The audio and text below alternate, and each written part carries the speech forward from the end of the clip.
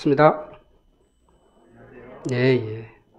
4일차 이렇게 또 하나님께서 시간을 이렇게 마련해 주셔서 감사드리고요.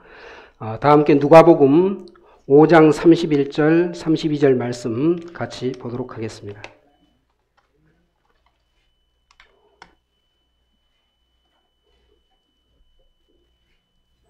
누가복음 5장 31절, 32절 말씀 같이 한 목소리로 읽도록 하겠습니다. 예수께서 대답하여 가라사대 건강한 자에게는 의원이 쓸데없고 병든 자에게라야 쓸데있나니 내가 의인을 부르러 온 것이 아니요 죄인을 불러 회개시키러 왔노라. 예, 함께 기도하시겠습니다.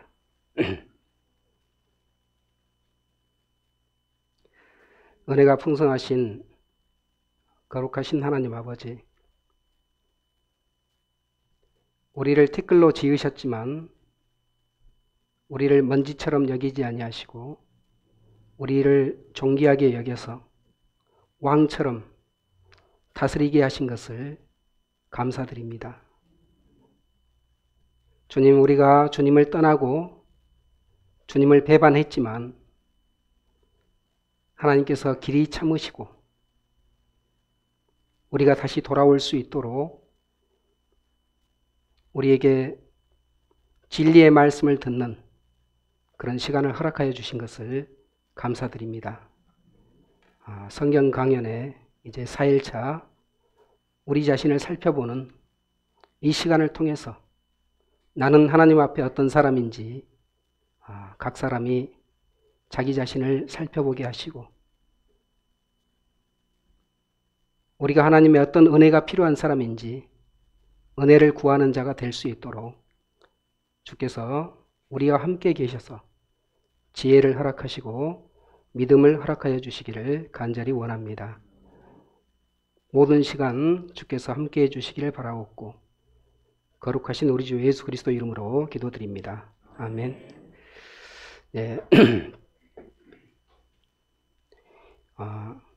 주님께서 하나님께서 왜 우리를 이 자리에 이렇게 불러주셨냐, 그 이제 이유를 성경에서 밝히고 있어요. 여기 누가복음 5장 31절 32절 보니까 예수께서 대답하여 가라사대 건강한 자에게는 의원이 쓸데없고 병든 자에게라야 쓸데있나니 내가 의인을 부르러 온 것이 아니요 죄인을 불러 회개시키러 왔노라. 이렇게 말씀하고 있어요. 누구를 부르시냐면 나는 올바른 사람입니다. 나는 깨끗한 사람입니다. 나는 흠이 없는 사람입니다. 이런 사람을 부르는 게 아니고 나는 부족합니다. 나는 더럽습니다. 나는 죄인입니다. 나는 흠이 많습니다. 이런 사람을 부르러 오셨다. 그래서 사실 교회에 이렇게 모여든 사람들은 죄인들이 교회를 찾습니다. 죄가 없다고 생각하는 사람들은요, 교회를 찾지를 않아요. 죄가 없다고 생각하는 사람들은요, 하나님을 찾지 않아요. 죄인을 불러서 뭐 하려고 하는 거냐? 회개시키려고 오셨다. 예수님께서 이렇게 말씀하십니다. 여기 마태복음 5장 18절에 보시면 진실로 너희에게 이르노니 천지가 없어지기 전에는 율법의 1.1획이라도 반드시 없어지지 아니하고 다 이루리라. 그렇게 말씀하고 계셔요. 이제 우리가 우리 자신을 살펴보는 것, 그리고 보이지 않는 세계가 있습니다. 그 보이지 않는 세계를 보는 방법은 뭘로 보는 거냐면 이제는 믿음으로 보는 거예요. 어떤 믿음으로냐면 하나님의 말씀은 틀림없는 사실입니다. 하나님의 말씀은 진리의 말씀입니다. 이 말씀을 통해서 나를 보겠습니다. 이 말씀을 통해서 앞으로 어떠한 일이 있을지 말씀을 통해서 보겠습니다. 반드시 이 말씀은 이루어지는 말씀이기 때문에 그렇게 말씀하고 계십니다.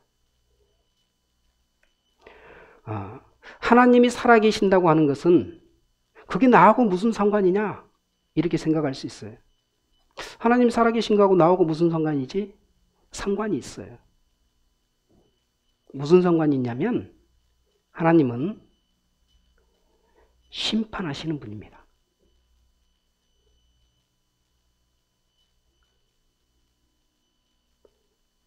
나의 모든 악행을 지켜보시고 하나님이 정하신 때가 있어요. 그때 심판하시는 분이에요. 여기 시편 99편 3절에서 4절 말씀에 보시면 이렇게 기록되어 있습니다. 주의 크고 두려운 이름을 찬송할지어다. 그는 어떠시다고요? 거룩하시도다. 이렇게 되어 있어요. 주님은 거룩하셔요. 주님이 거룩하신데 주님과 함께 있으려면 우리도 똑같이 거룩해야 됩니다. 그런데 우리가 거룩하지 않으면 주님과 함께 있지를 못해요. 주님과 함께 있지 못한다는 말은 심판받는다 그 말이죠. 주의 크고 두려운 이름을 찬송할지어다. 그는 거룩하시도다. 왕의 능력은 공의를 사랑하는 것이라. 주께서 공평을 견고히 세우시고 야곱 중에서 공과 의를 행하시나이다. 하나님은 심판자이시다. 그래서 공의를 행하시는 분이시다. 만약에 살인이 벌어지고 강간이 벌어지고 세상에서요, 막 죄악이 횡행하는데 정부에서 아무 일을 안 해요. 무정부 상태가 돼요. 그러면 좋은 세상입니까? 아니면 지옥 같은 세상입니까? 지옥 같은 세상이잖아요. 죄에 대해서는 반드시 징벌을 해주고 그 죄에 대한 그런 대가를 치르도록 해야만 두려워서 죄를 범하지 않잖아요. 죄를 범했는데 아무 손도 안 댄다. 그 자체가 무질서한 거고 그 자체가 올바른 게 아니에요. 그래서 하나님은 죄에 대해서 반드시 징벌하시고 심판하시는 하나님이시다. 그것을 지금 말씀하고 있습니다. 왕의 능력은 공의를 사랑하는 것이라. 주께서 공평을 견고히 세우시고 야곱 중에서 공과 의를 행하시나이다. 이렇게 말씀하고 있습니다. 자, 그러면 심판은 언제 어떻게 이루어지는 것이냐? 하나님께서 세상 사람들을 다 지켜보고 있어요. 근데 죄를 범할 때마다 그때마다 징벌하시지를 않습니다. 하나님은 다시 돌아올 수 있는 기회를 주시고 또 한 번 주시고 길이 참으셔요. 언제까지 참냐면 우리 생명이 다하기까지 참고 계셔요. 악한 일을 행했는데 아무런 징벌이 없어요. 그러니까 사람들이 어떻게 착각을 하냐면 하나님이 없는갑다 이렇게 착각을 해요. 죄를 범할 때마다 악을 행할 때마다 즉각적으로 징벌을 하면 두려워하잖아요. 근데 악을 행해도 징벌이 없어요. 그 사람들이 마음이 담대해서 막 죄를 범해요. 여기 욥기 11장 11절에는 이렇게 말씀하고 있습니다. 하나님은 허망한 사람을 아시나니 악한 일은 상관치 않으시는 듯 하나 다 보시느니라. 내가 악행을 하고 있었던 거, 내가 죄를 범하고 있었던 거 있잖아요. 그것을 아무 일이 없으니까 아무도 모르는 줄 알아요. 근데 하나님이 다 보고 계셔요. 아무 일이 없는 것 같으니까 사람들이 하나님이 없다고 생각하고 막 죄를 범합니다. 시편 50편 21절에 이렇게 말씀을 하고 계셔요. 네가 이 일을 행하여도 내가 잠잠하였더니 네가 나를 너와 같은 줄로 생각하였도다. 네가 지금 나를 너와 같은 인생인 것으로 그렇게 생각을 했느냐. 네가 다른 사람에 대해서 모르기 때문에 나도 너처럼 다른 사람들에 대해서 모른다고 생각했느냐. 하나님은 전지전능하시잖아요. 하나님은 다 알고 계시는 분이에요. 내가 어디에서 무슨 일을 했는지, 무슨 생각을 품고 있었는지, 어떤 악한 생각을 품고 있었는지 다 아시는 분이란 말이에요. 그래서 심판을 합니다. 내가 잠잠하였더니 네가 나를 너와 같은 줄로 생각하였도다. 그러나 내가 너를 책망하여 내 죄를 내 목전에 차례로 베풀리라 하시는도다. 히브리서 9장 27절을 찾겠습니다. 히브리서 9장 27절.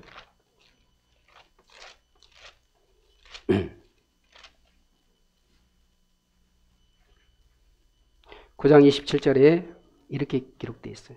사람들은요, 자기 자신을 아주 잘한다고 생각할지 모르지만 사람들은 자기 자신을 잘 몰라요. 앞으로 자기가 어떤 일을 맞이하게 될지, 자기가 진짜로 어떤 사람인지, 자기 자신도 자기를 잘 분간을 못합니다. 한 번 죽는 것은 사람에게 정하신 것이요 그 후에는 심판이 있으리니. 죽음이라고 하는 것은요, 죽음이라고 하는 것은 모든 사람에게 임합니다. 생명을 주신 분도 하나님이시고 그 생명을 취해 가시는 분도 하나님이세요. 모든 사람이 출생했다가 죽음에 이르게 되는데, 자, 죽고 나서 세상 사람들은 하나님 말씀을 모르기 때문에 어떻게 생각하냐면 죽으면 끝이야, 이렇게 생각을 하는데 그게 바로 어리석은 말이에요. 성경 말씀에 1.1핵도 거짓이 없다 그랬잖아요. 성경에 보니까 한 번 죽는 것은 사람에게 정하신 것이고 그 후에는 심판이 있다. 이 말씀이 틀림없는 사실입니까? 아니면 거짓입니까? 틀림없는 사실이에요. 심판이 있어요. 심판대 앞에 서서 내가 어떻게 살았는지 그것을 쭉 살펴봅니다. 죄가 있는지 없는지. 심판의 기준은 죄예요. 죄가 있는지 없는지 살펴보고, 그리고 천국에 가든지 지옥에 가든지 불못에 들어가든지 둘 중에 하나. 양자가 딱 갈라집니다. 요한계시록 20장 같이 한번 보도록 하겠습니다. 요한계시록 20장.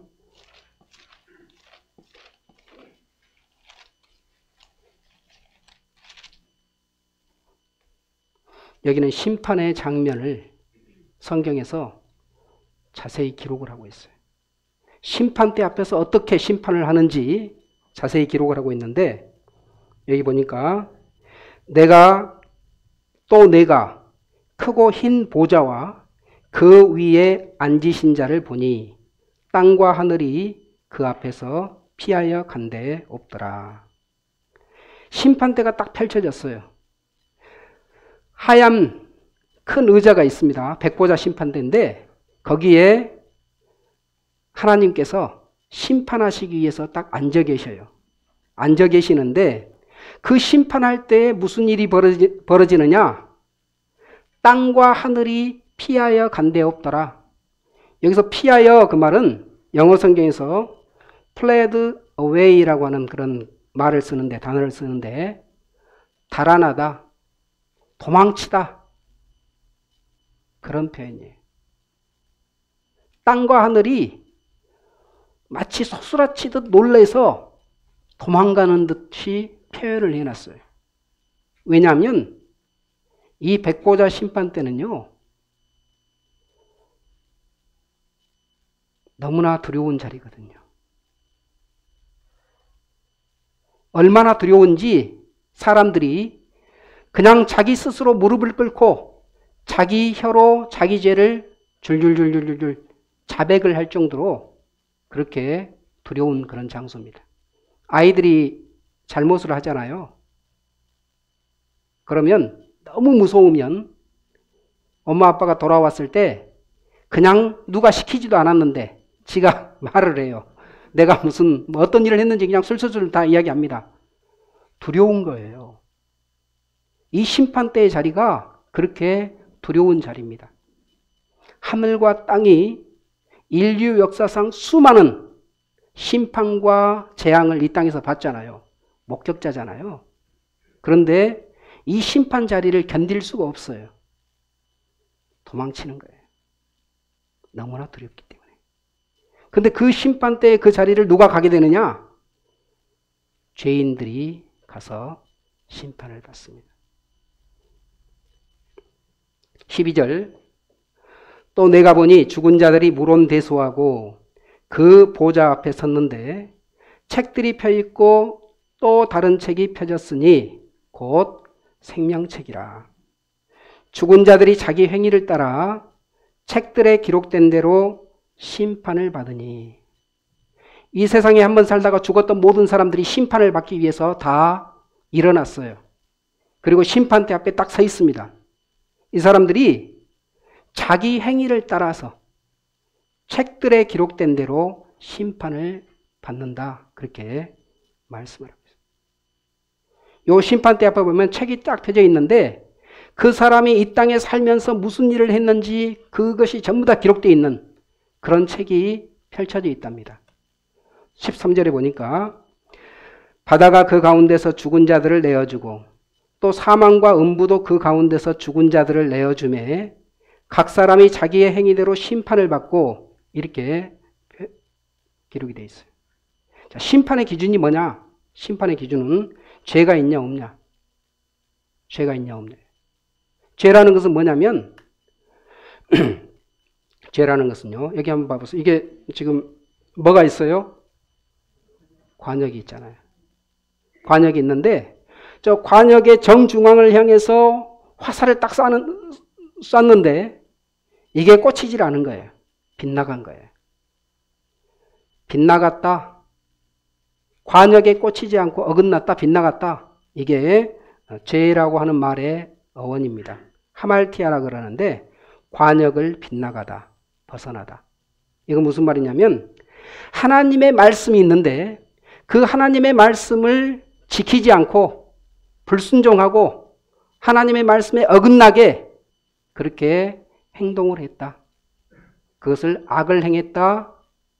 하나님의 말씀을 벗어났다. 이렇게 표현합니다. 그래서 하나님을 떠나서 악과 불의를 택하는 것. 악을 행해요. 하나님께서 금하는 것을 막 범합니다. 하나님께서 하라는 것을 하질 않아요. 이게 죄다. 이걸 가지고 심판을 받는다. 그렇게 이야기를 합니다. 자, 요한계시록 20장 13절 아까 읽어봤는데 다시 한번 보겠습니다. 바다가 그 가운데서 죽은 자들을 내어주고 또 사망과 음부도 그 가운데서 죽은 자들을 내어주매 각 사람이 자기의 행위대로 심판을 받고 사망과 음부도 불못에 던지우니 이것은 둘째 사망 곧 불못이라. 누구든지 생명책에 기록되지 못한 자는 불못에 던지우더라. 내 이름이 생명책에 기록되어 있지 않아요. 그 사람은 자기 죄 때문에 지옥에 다 들어갑니다. 여기서 불못이라고 표현되어 있는 이것은 지옥의 다른 이름이에요. 왜 불못이냐? 여기는 불과 유황이 타는 못이다. 그렇게 말하고 있는데 한번 읽어보겠습니다. 여기 죽음보다 더 큰 두려움, 말할 수 없는 두려움과 공포가 있다. 지옥을 어떻게 사진 찍어서 보여드릴 수가 없잖아요. 그래서 성경에 기록된 그대로 그림을 그린 겁니다. 지옥이라고 하는 것이 어떤 곳이냐? 지옥이라고 하는 것은 영원히 꺼지지 않는 그 불이 이글거리면서 타오르는 곳. 거기에 죄인들이 들어가서 고통을 받는 곳이에요. 영원한 고통이 있다. 이 불못은 각 사람이 자기 행위대로 심판을 받고 사망과 음부도 불못에 던지우니 이것은 둘째 사망 불못이라. 누구든지 생명책에 기록되지 못한 자는 불못에 던지우더라. 이렇게 말씀하신 것인데 요한계시록 14장에는 이렇게 기록하고 있습니다. 거기에는 쉼이 없는 곳이다. 그래서 그 고난의 연기가 세세토록 올라가리로다. 짐승과 그의 우상에게 경배하고 그 이름의 표를 받는 자는 누구든지 밤낮 쉼을 얻지 못하리라. 이렇게 기록되어 있는 이곳이 바로 지옥이에요. 영원히 쉼이 없이 고통받는 곳. 얼마나 고통스럽냐면 거기에서 슬피 울며 이를 갈미 있으리라. 거기서 슬피 울며 이를 갈미 있으리라. 이렇게 기록될 정도로 너무나 고통스러우면 이를 빠드득 갈잖아요. 그렇게 고통스러운 것이에요. 근데 이게 끝이 없이 영원해요. 불과 유황으로 타는 못이다. 유황이라고 하는 것은 불을 더 뜨겁게 달궈주는 그런 역할을 합니다. 끊임없이 불타오르는 그런 곳이다. 이건 영화의 한 장면인데 마치 이런 고통이 있는 그런 곳이란 말이에요. 지옥. 만약에 자기 자식이 이런 모습으로 산다면 그것을 그냥 용납할 수 있겠습니까? 그냥 가만 놔둘 수 있겠습니까? 길을 쓰고 제발 여기는 들어가서는 안 돼. 그렇게 말할 수밖에 없잖아요. 우리가 하나님의 말씀을 들어보십시오. 하나님의 말씀을 권합니다. 들어보세요라고 자꾸 권해요. 애 같아서 권하죠. 왜 권합니까? 하나님을 알지 못한 채, 죄사함을 받지 못한 채 그냥 그렇게 끝나버리면 이런 모습으로 영원히 고통을 받게 되잖아요. 가만히 있을 수 있습니까? 참을 수가 없는 거예요. 할 수만 있으면 제발 좀 들어보세요라고 말할 수밖에 없습니다. 하나님이 그런 마음이에요. 그러니 돌아와라. 회개해라. 살기를 바라는 거예요. 내게 나와 들어라. 그리하면 너희 생명이 살리라. 그래서 하나님께서 권하고 있는 겁니다. 하나님 다 아시잖아요. 모든 걸 다 아시잖아요. 회개하라고 하시는 거예요. 자, 우리는 왜 회개해야 됩니까? 왜 우리가 회개해야 됩니까? 회개라고 하는 말은요, 쉽게 말하면 돌아간다 그 말이에요. 돌아간다. 어디를 어떻게 돌아간다는 말이냐면, 자, 우리는 하나님으로부터 지음을 받았어요. 아담이 하나님으로부터 지음을 받았습니다. 그런데 이 하나님으로부터 지음을 받았던 아담이 죄를 범하고 하나님을 떠나서 멀리 가버렸어요. 하나님은 거룩하시다 그랬잖아요. 그런데 죄를 범한 아담이 같이 있을 수가 없잖아요. 그러니까 멀리 갔어요. 멀리 가서 하나님과는 정반대편의 삶을 살아요. 죄를 쫓는 삶을 계속 살고 있어요. 세상에서 죄를 쫓아가는 자기 욕심을 채우려고 하는 그런 삶을 계속 살면서 죄를 범하면서 살고 있습니다. 자, 이 상태로 계속 가면 결국은 죽고 심판당하고 불못에 들어가는 그런 인생이 되는 거예요. 그러니 이런 삶을 살지 말고 이제 하나님께로 돌아서라. 네가 지금 보고 가야 될 그 길은 죄를 쫓아서 계속 욕망을 쫓아서 사는 삶이 아니라 이제는 네 가던 걸음을 멈추고 돌아서서 하나님을 향해서 이제는 돌아와라. 죄를 미워하고 하나님께 돌아와라. 이게 바로 뭐냐면 회개.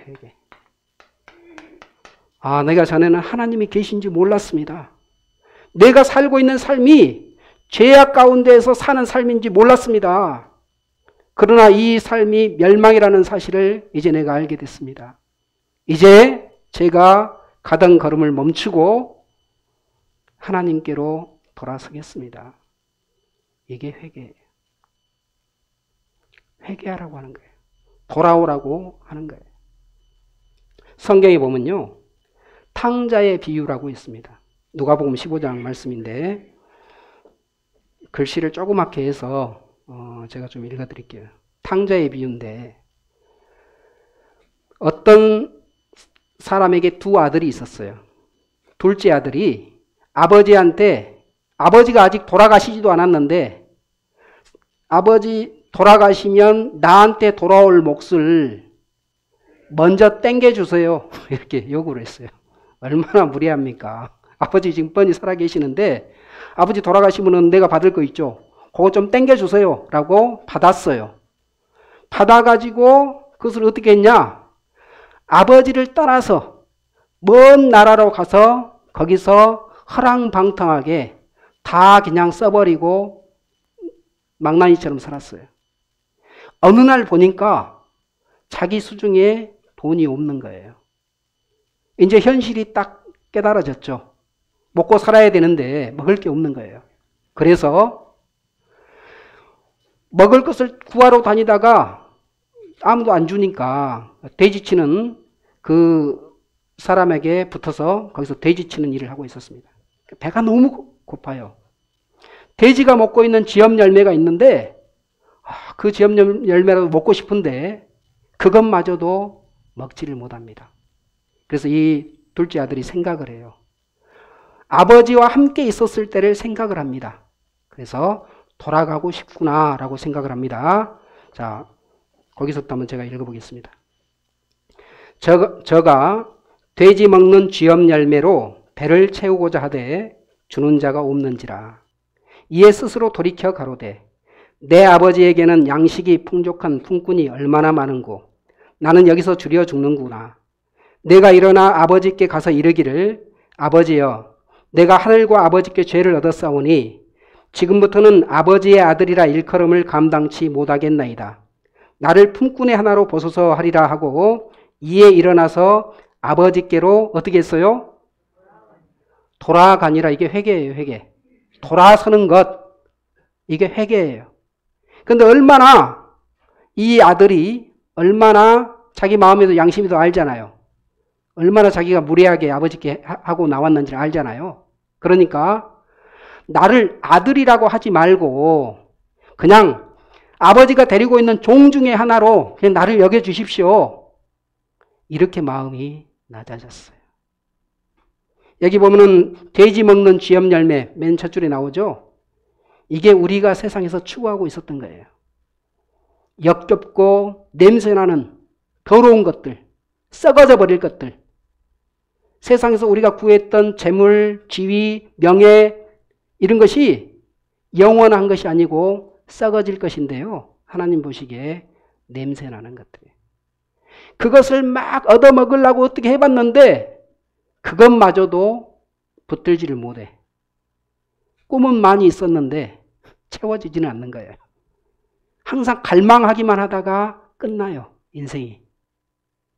근데 그게 진짜가 아닌데 그게 진짜로 역겹고 냄새나는 건데 그런 줄 모르고 수많은 사람들이 살고 있는 겁니다. 근데 이 둘째 아들이 알아챘어요. 돌아가야 되는 거구나. 그래서 아버지께로 딱 돌아갔는데 그 다음 구절을 보세요. 우리가 세상에서 아버지를 하나님을 등지고 막 살고 있었던 그 모습이 냄새나는 곳에서 돼지치고 있는 그런 모습하고 똑같습니다. 근데 우리가 정신을 차리고 하나님께로 돌아가잖아요. 하나님은 어떤 마음으로 우리를 기다리고 계시냐면 그게 밑에 있는 단락이에요. 읽겠습니다. 아직도 상거가 먼데 아버지가 저를 보고 측은히 여겼답니다. 이 아들이 이렇게 무례하게 아버지가 달라고 하고 나갔는데 아버지가 기다리고 있었어요. 아직 거리가 멀어요. 그런데 기다리고 있었어요. 그리고 아들이 오니까 뛰쳐나가서 그 아들을 안아줍니다. 아버지가 저를 보고 측은히 여겨 달려가 목을 안고 입을 맞추니 아들이 가로되 아버지여 내가 하늘과 아버지께 죄를 얻었사오니 지금부터는 아버지의 아들이라 일컬음을 감당치 못하겠나이다 하나 아버지는 종들에게 이르되 제일 좋은 옷을 내어다가 입히고 손에 가락지를 끼우고 발에 신을 신기라. 그리고 살진 송아지를 끌어다가 잡으라. 우리가 먹고 즐기자.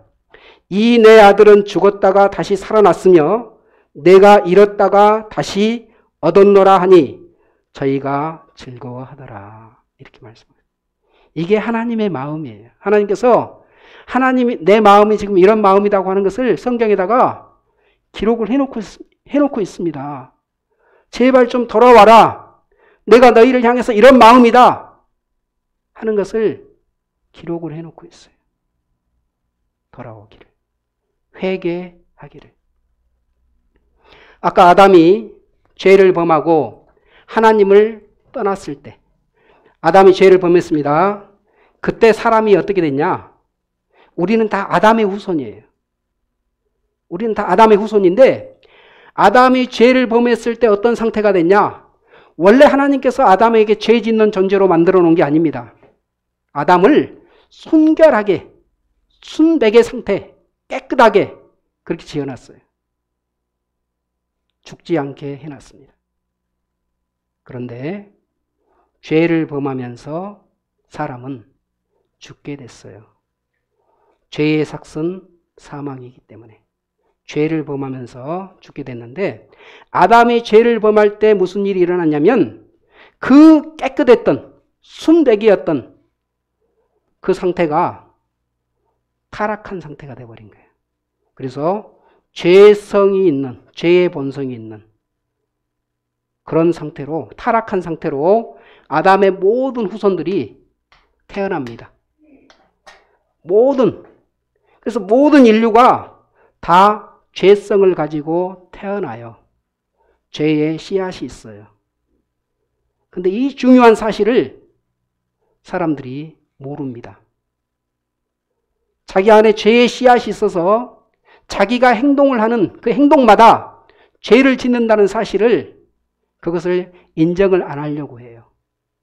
자기가 깨끗하다고 그렇게 막 우기고 싶은 거예요. 나는 깨끗해. 이렇게 우기고 싶은 거예요. 자기가 지금 어떤 상태가 됐다는 것을 전혀 모르고 있는 거예요. 하나님은 우리에게 죄성이 있다는 사실, 죄의 씨앗이 있기 때문에 우리가 행동을 할 때 그토록 우리가 죄를 많이 범한다는 사실을 알려주고 싶은 겁니다. 자, 그런데 그래서 정직한 사람들은 이렇게 인정을 해요. 어떻게 인정하냐면 로마서 7장 말씀 보겠습니다. 로마서 7장. 7장 18절. 자기 양심이 정직한 사람들은요, 요걸 인정을 해요.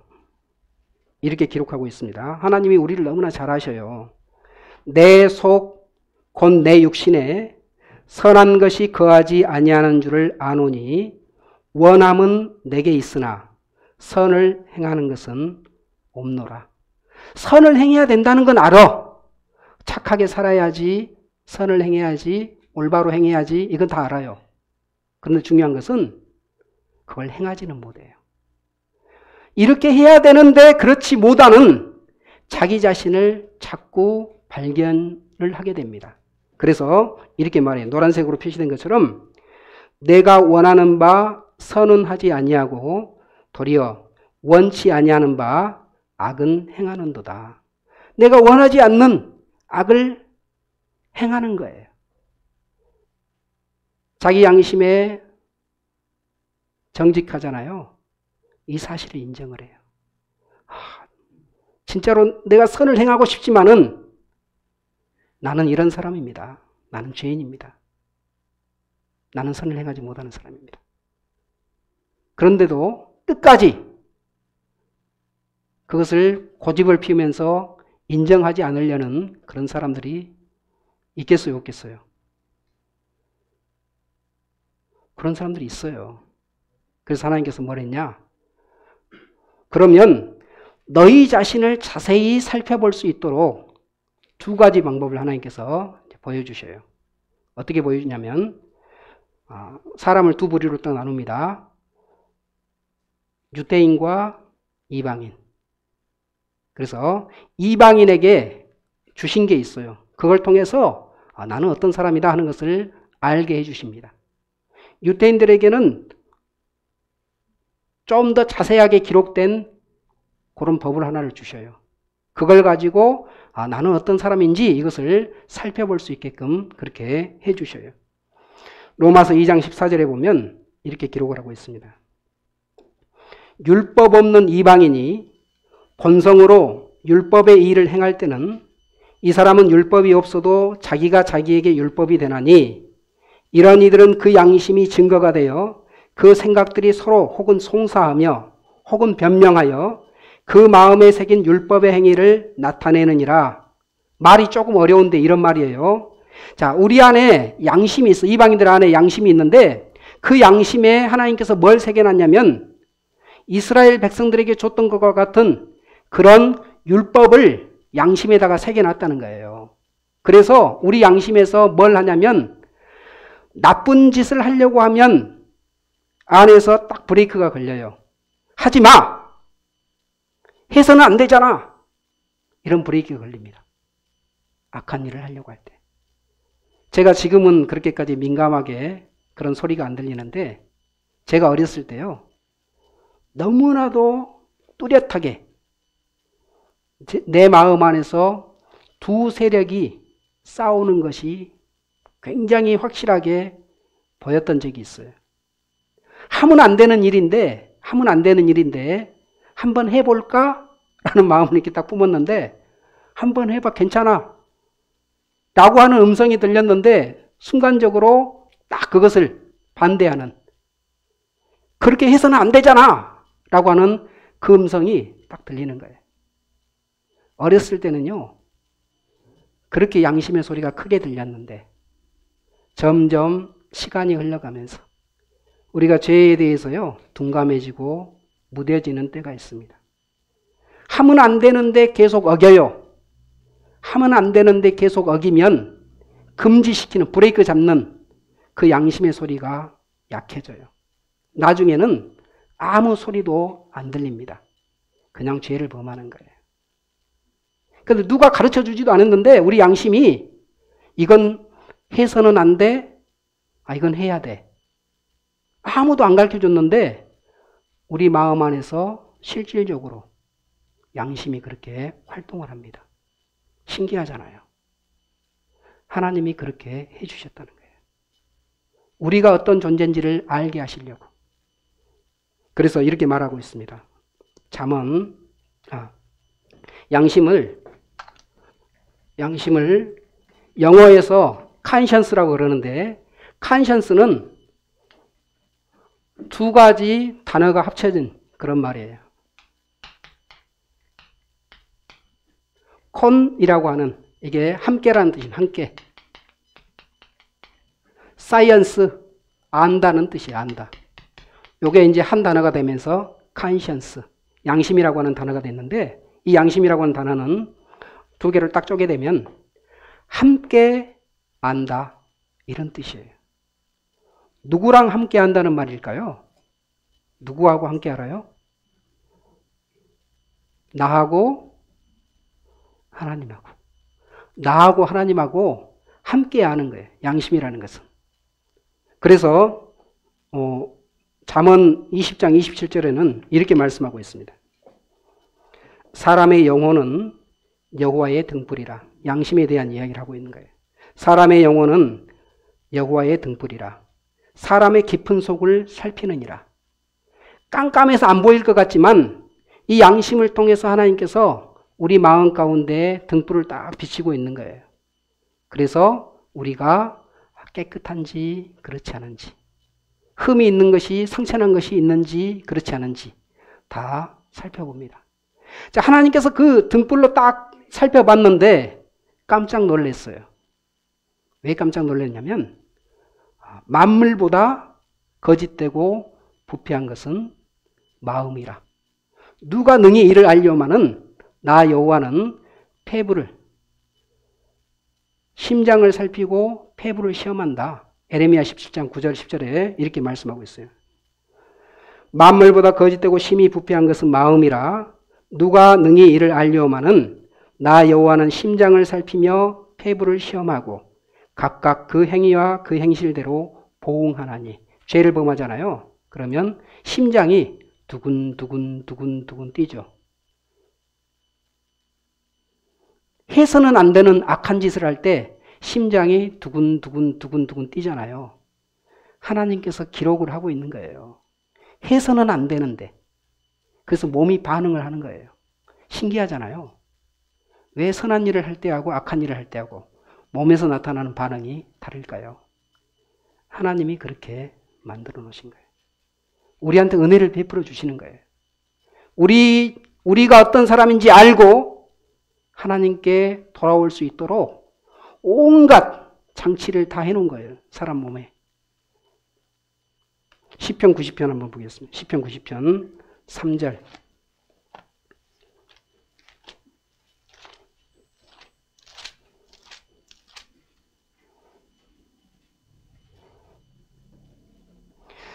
하나님께서 인생들을 쭉 살펴보는데 하나님의 세월은 장구하잖아요. 인생은 짧잖아요. 하나님께 천년은 지나간 어제와 같다. 밤의 한 경점과 같다. 천년이라고 하는 세월은 사람들한테는 장구한 세월이지만 하나님께는 반짝하는 한순간입니다. 그 천년의 세월 동안 하나님께서 수많은 사람들을 보시잖아요. 3절에 보시면 주께서 사람을 티끌로 돌아가게 하시고 말씀하시기를 너희 인생들은 돌아가라 하셨사오니 주의 목전에는 천년이 지나간 어제 같으며 밤의 한 경점 같을 뿐임이니이다. 주께서 저희를 홍수처럼 쓸어 가시나이다. 저희는 잠깐 자는 것 같으며 아침에 돋는 풀 같으니이다. 풀은 아침에 꽃이 피어 자라다가 저녁에는 뱀바 되어 마르나이다. 수많은 해가 뜨고 해가 지고 어둠이 찾아오고 이 수많은 세월이 흘러갈 때 마치 인생들의 모습이 뭐냐면 아침에 꽃이 딱 피어서 풀이 자라서 꽃이 딱 피었다가 저녁에 시들어가는 그런 것들이 막 수많은 인생들이 이렇게 피었다가 졌다가 피었다 졌다가 하는 것을 하나님께서 쭉 보시는데 그 인생들의 모습이 하나님 앞에 어떤 모습이냐? 죄악 가운데 살다가 죄악 가운데 죽어가는 그런 모습으로 하나님 앞에 딱 드러납니다. 그래서 7절에 보니까 우리는 주의 노에 소멸되며 주의 분내심에 놀라나이다. 주께서 우리의 죄악을 주의 앞에 놓으시며 우리의 은밀한 죄를 주의 얼굴빛 가운데 두셨사오니 우리의 모든 날이 주의 분노 중에 지나가며 우리의 평생이 일시간에 다 하였나이다. 그렇게 말하고 있어요. 우리의 모든 날이 주님의 분노 중에 얼마나 우리가 깨어만 있으면 악한 생각을 하고 죄를 범하는 그런 모습을 보는 거예요. 생각만 하면 은밀한 가운데 자기만 아는 은밀한 죄를 짓고 있어요. 그리고 다른 사람들 앞에서는 점잖은 척 그렇게 하고 있어요. 그런 세월을 하나님께서 얼마나 많이 보시겠어요. 그러니 우리의 모든 날이 분노 중에 지나가며 우리의 평생이 일시간에 다 하였나이다. 이렇게 고백할 수밖에 없어요. 우리가 그런 사람입니다. 죄악 중에서 하나님의 분노 중에서 살아가는 그런 사람들이. 그럼에도 불구하고 나는 깨끗합니다. 여전히 자기를 부인하는 그런 사람들이 있어요. 그래서 하나님께서 이제 뭘로 하냐면 기록된 말씀을 통해서 너희가 어떠한지 확인을 해 주셔요. 율법인데 율법은 613가지가 있다고 합니다. 자, 하지 말아야 될 것 365가지, 해야 될 것 248가지 합해서 613가지가 있다고 하는데 이걸 다 볼 수 없잖아요. 그래서 압축해서 10개의 계명으로 이스라엘 백성들에게 준 그런 법이 있어요. 그 10개의 계명을 중심으로 한번 살펴보도록 하겠습니다. 우리는 어떤 사람인지. 10계명은 처음부터 쭉 돼 있어요. 하나씩 몇 가지 필요한 부분만 좀 살펴보도록 하겠습니다. 제일 첫 번째 있는 것은 너는 나 외에는 다른 신들을 내게 두지 말라 이렇게 말씀하고 있는데 로마서 1장 말씀을 같이 한번 찾아서 보겠습니다. 로마서 1장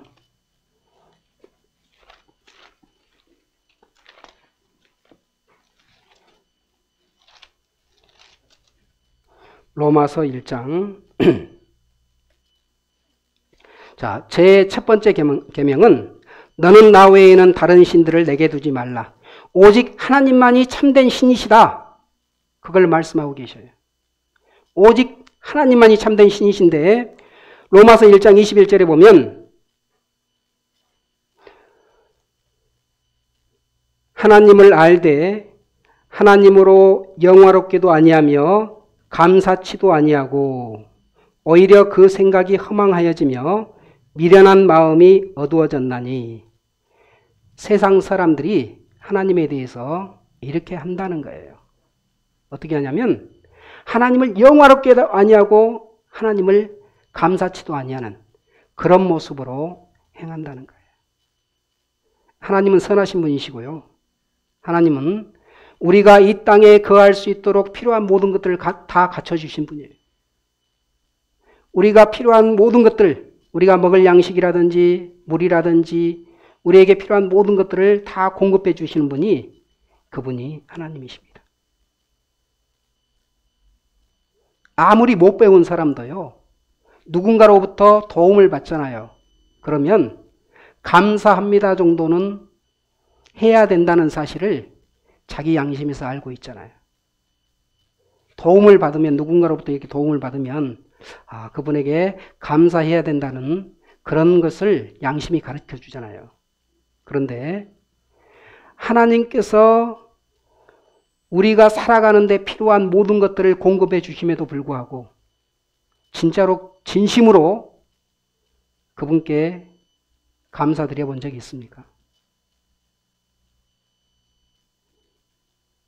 이 생명 허락해 주시고 내게 호흡을 주시고 우리에게 있어야 될 필요한 것들, 양식을 주시고 먹여주시고 재워주시고 모든 것을 공급해 주신 하나님, 진심으로 감사드립니다라고 그렇게 해보신 적이 있으셔요?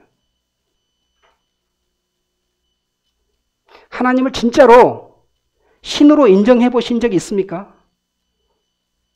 하나님의 말씀이 기록되어 있는데 그 말씀을 진짜로 신의 말씀으로 절대적으로 내가 순종해야 되고 복종해야 되는 그런 말씀으로 받아들여 보신 적이 있어요?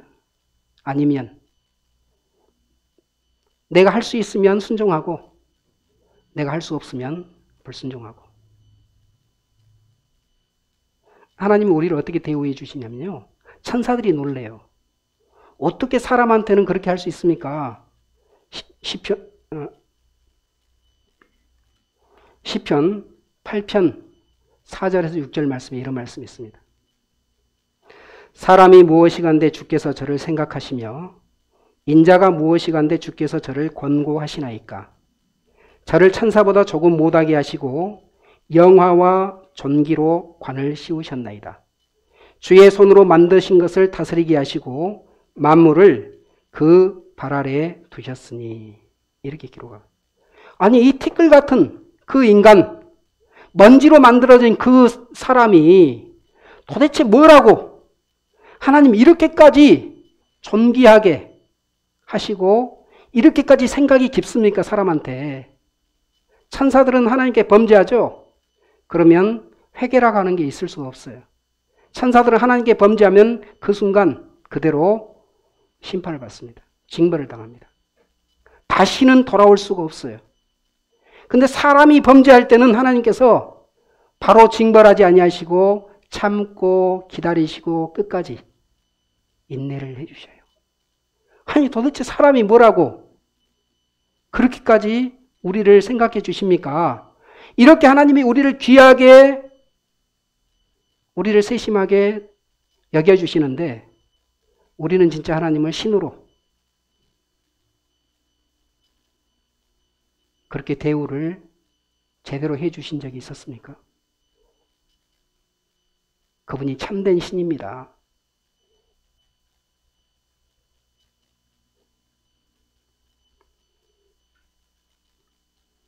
두 번째, 제2는, 두 번째 계명은요, 우상 숭배하지 말아라. 제2는 너를 위하여 새긴 우상을 만들지 말고 또 위로 하늘에 있는 것이나 아래로 땅에 있는 것이나 땅 아래 물속에 있는 것에 어떤 형상도 만들지 말며 그것들에게 절하지 말며 그것들을 섬기지 말라. 우상 숭배하지 말아라. 뭔가 이렇게 새겨놓고 그 앞에 절하거나 하나님 말고 다른 것에 의지하거나 구하지 말아라. 그건 참된 신이 아니다. 그렇게 말씀을 해요. 자, 로마서 1장 22절 말씀 보겠습니다. 22절. 스스로 지혜 있다 하나 우둔하게 되어 썩어지지 아니하는 하나님의 영광을 썩어질 사람과 금수와 버러지 형상의 우상으로 바꾸었느니라. 우둔하게 된다 하는 말이 있는데 미련해졌다 그 말이에요. 미련해졌는데 어떻게 미련해졌냐면 인도에서 이런 일이 있었어요. 인도에서요. 원숭이들이 아이를 죽였습니다. 그럼 그 원숭이들을 어떻게 해야 돼요? 원숭이들이 아이를 죽였다니까요. 한두 명도 아니고 여러 명을. 그럼 어떻게 해야 됩니까? 사람을 건드리면 안 되는 거예요. 위계 질서를 어긋나게 하는 거예요. 반드시 징벌하고 심판을 해야 되는 거예요. 그래서 경찰이 그 원숭이 무리의 우두머리를 2마리를 잡았습니다. 2마리를 잡았는데 아무런 벌도 내리지 않고 풀어줬어요. 왜 그랬냐? 원숭이 신이 있습니다. 하누만 신. 하누만 신의 화신이기 때문에 건드려서는 안 돼. 그러니 그냥 풀어줘. 이게 지금 똑똑한 짓이에요? 미련한 짓이에요? 이게 미련한 거예요. 그러니까 여기 성경에 돼 있잖아요. 스스로 지혜 있다 하나 어떻게 됐어요? 우둔하게 된 거예요. 사람들이 마치 똑똑한 척 다 해. 그런데 실제로는 미련하게 행동을 하고 있는 거예요. 하나님께서 만드신 이 땅에 만들어 놓으신 모든 것들, 그 모든 것들은 누구를 위해서 하나님께서 만들어 놓으신 거냐면 사람을 위해서 만들어 주신 거잖아요. 온갖 동식물들, 그 모든 것들, 하늘과 땅, 별들조차도 사람들을 위해서, 사람들을 보게 하기 위해서 하나님께서 다 만들어 놓으신 거예요. 하나님의 초점은 사람을 위해서 만들어 놨는데 사람들이 뭐 하느냐? 그 모든 것을 자기에게 주신 하나님께 영광을 돌리지 않고 하나님을 경배하지 않고 하나님이 만들어 놓으신 그 피조물들, 돌이나 나무나 짐승이나 이런 것들에 머리를 조아리고 경배를 하고 있으니 만드신 하나님이 무슨 마음이 들겠어요?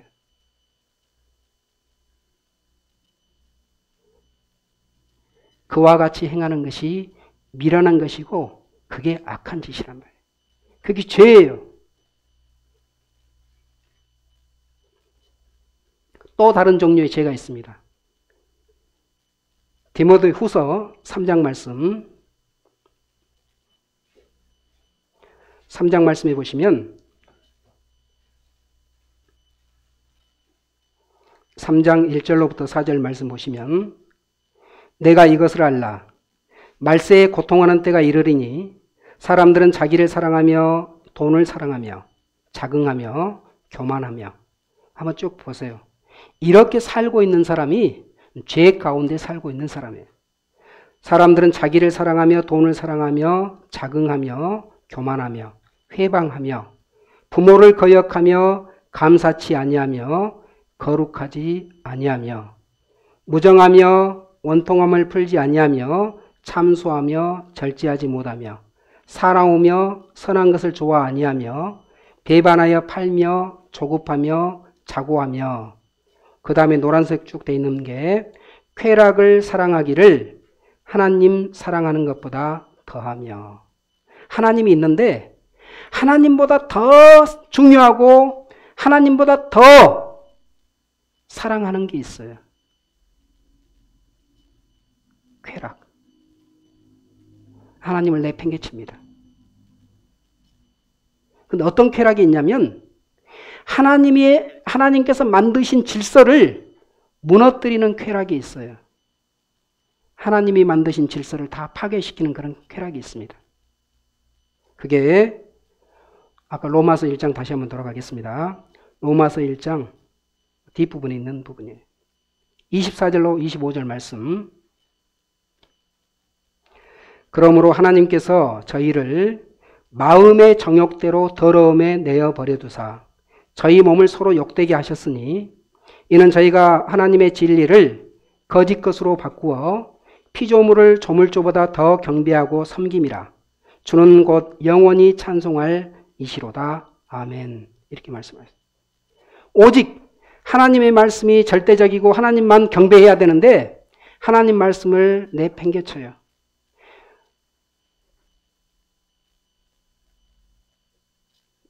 26절 한번 더 볼까요? 26절, 27절. 이를 인하여 하나님께서 저희를 부끄러운 욕심에 내어버려 두셨으니 곧 저희 여인들도 순리대로 쓸 것을 바꾸어 영리로 쓰며 이와 같이 남자들도 순리대로 여인 쓰기를 버리고 서로 향하여 음욕이 부릴 듯하며 남자가 남자로 더불어 부끄러운 일을 행하여 저희의 그릇 때문에 상당한 보응을 그 자신에 받았느니라. 여기 노란색으로 쭉 표시되어 있는 거 있죠? 이와 같이 남자들도 순리대로 여인 쓰기를 버리고 서로 향하여 음욕이 부릴 듯하며 이렇게 표현하고 있잖아요. 이게 동성애입니다. 동성애. 동성애인데 동성애의 죄는 세상 끝날에 나타나는 죄다. 심판 직전에 나타나는 죄다. 이렇게 말을 해요. 심판 직전에 나타나는 죄인데 이 죄는 뭐냐면 하나님의 질서 자체 얼마나 오만한지 얼마나 교만한지 하나님의 질서 자체를 완전히 무시해버려요. 하나님의 질서를 깨뜨려버립니다. 하나님께서 자손을 번성하기 위해서 남자와 여자가 부부가 되도록 그렇게 정해놨잖아요. 그게 하나님의 질서예요. 남자가 남자로 더불어서 서로 키스를 하고 껴안고 어떤 행위를 한다. 상상만 해도요. 그냥 소름이 쫙 돋아요. 소름이 쫙 돋는단 말은 뭔 말이냐면 우리 양심에서 거부하고 있단 말이에요. 양심에서 용납이 안 되는 것. 그와 같은 것들은 현저한 죄입니다. 양심에서 도저히 용납할 수 없는 그런 죄들이 버젓이 일어나고 있는 거예요. 하나님의 질서를 깨뜨리는 것. 그게 죄인 거예요. 어떻게 되고 있냐 이 사람들이. 20년간 서울 퀴어 문화축제, 동성애 축제가 있습니다. 동성애자들이요. 부끄러워하질 않아요. 자기가 동성애자라고 하는 것을 오픈을 합니다. 커밍 아웃이라고 그러죠. 오픈을 해요. 그러면서 그 사람들끼리 모여서 자기들의 주장을 막 하기 시작해요. 자, 그런데요. 성소수자 지지자 증가율. 어느 나라가 제일 많아요, 지금? 2006년부터 2013년 사이에 성소수자, 동성애에 대해서 나는 괜찮다고 생각한다, 지지한다. 이런 사람들이 지금 증가율이 어디가 제일 높습니까? 한국이 요 기간 사이에 20% 이상 지지율이 증가하고 있어요. 인식이 완전히 지금 바뀌고 있단 말이에요. 동성애 찬성 비율. 해마다 동성애 찬성 비율이 늘어나고 있고 미국에서 동성결혼 합법화에 대해서 의견을 물어봤더니 합법화를 찬성한다는 의견이 전에는 보잘것없었는데 지금은 역전이 되어 있습니다. 사람들이요, 이걸 착각을 해요. 동성애자에 대한, 성소수자에 대한 이해심이 깊어졌고 마음들이 넓어졌다고 사람들이 착각을 해요. 이건 이해심이 깊어지거나 마음이 넓어진 거 아무 상관이 없어요. 이건 무슨 말하고 똑같냐면 양심에서 거부하고 있는 것들이 점점 수용이 되고 있다. 그 말은 뭔 말이냐면 영적으로 타락하고 있다.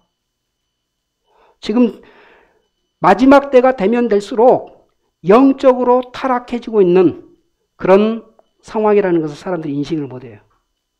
전에 같았으면 거부했을 그런 죄들을 막 수용을 하고 있습니다. 심각한 상황이죠.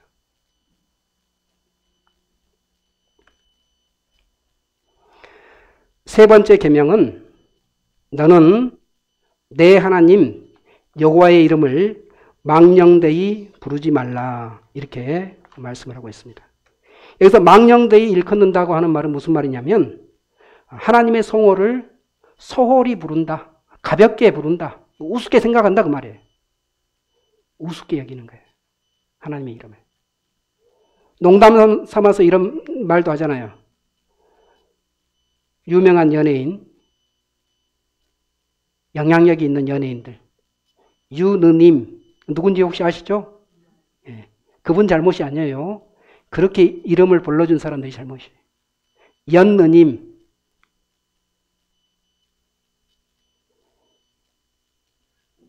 아주 인기 있는 연예인인데 마치 하나님과 같이 짬뽕을 시켜서 하나님의 이름을 우스개로 장난삼아서 그렇게 부릅니다. 혹시 이런 맹세를 해본 적이 있습니까? 굉장히 다급하고 위급한 상황이 딱 벌어졌어요. 평소에 찾지 않던, 평소에 안 찾았던 하나님을 떠올리고 기도를 합니다. 하나님, 이번 일만 잘만 해결되면 제가 교회를 나가겠습니다. 그리고 그게 딱 이렇게 해결이 되잖아요. 언제 그러냐는 듯 그냥 다시 무시해요. 이게 뭐 하는 겁니까? 하나님의 이름을 가지고 사기치는 거예요.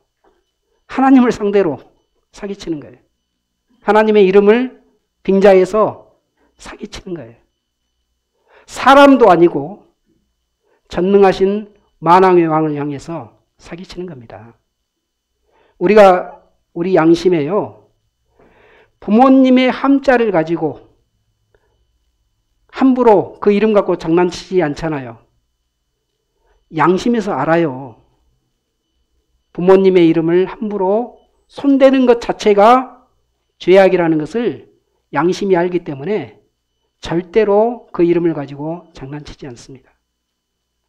그런데 하물며 전능하신 하나님의 그 송호를 가지고 장난을 치는 거예요. 그게 가벼운 죄입니까? 우리 하나님은요, 천군 천사들이 경배하는도다. 그렇게 성경에 기록되어 있어요. 하늘에 있는 어마어마한 천사들이 있습니다. 권세와 능력을 갖고 있는 보좌와 정세와 그 모든 힘을 가지고 있는 그 강력한 천사들이 하나님의 보좌 앞에 딱 섰을 때, 하나님의 보좌에 앉아 계실 때 그때 모든 천사들이 다 무릎을 꿇고 경배를 합니다. 그 정도 되는 분인데 우리가 함부로 하나님의 이름을 가지고 장난을 쳐요. 세상에서도요. 세상의 임금이 지나갈 때 백성들이 임금을 쳐다보지를 못합니다. 다 머리를 조아리고 절을 해야 돼요. 세상의 임금 정도가 지나가도 그 정도 하는데 하물며 만왕의 왕이신 천지만물의 주인이신 그분한테 쉽게 생각하고 함부로 생각하는 거예요. 말이 되는 소리예요. 근데 그렇게 하고 있어요.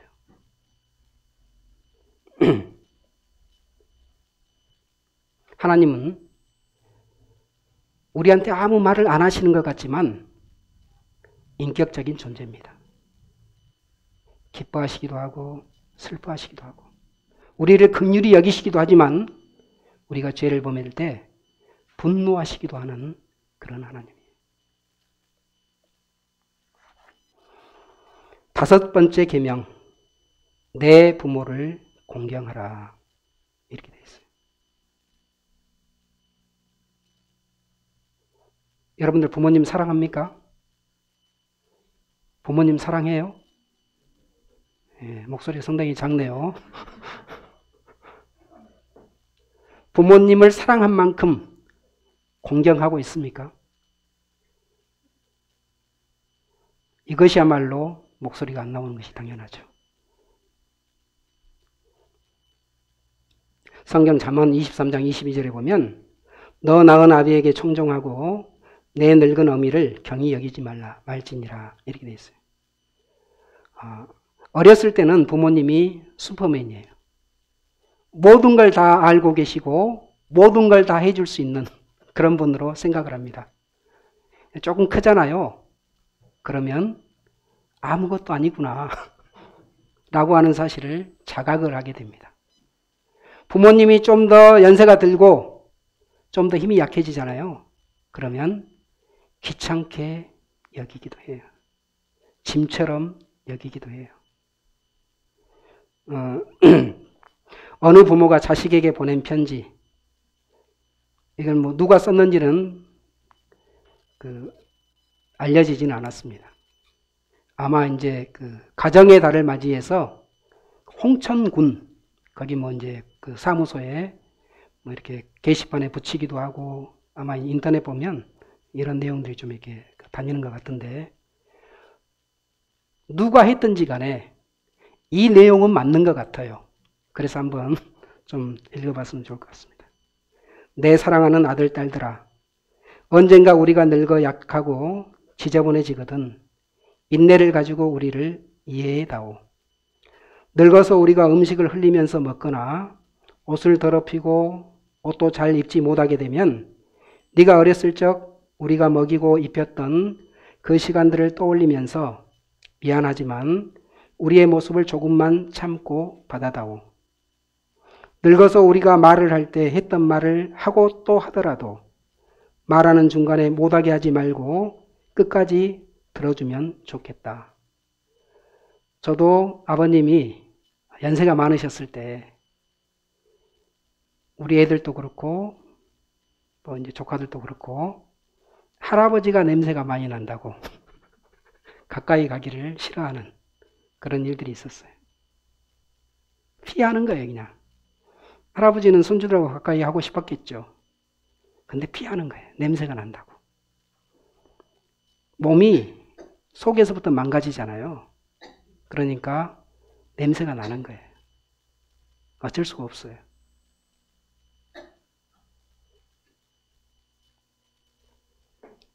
내가 어렸을 때 좋아하고 듣고 싶어 했던 이야기를 내가 잠이 들 때까지 셀 수 없이 되풀이하면서 들려주지 않았니?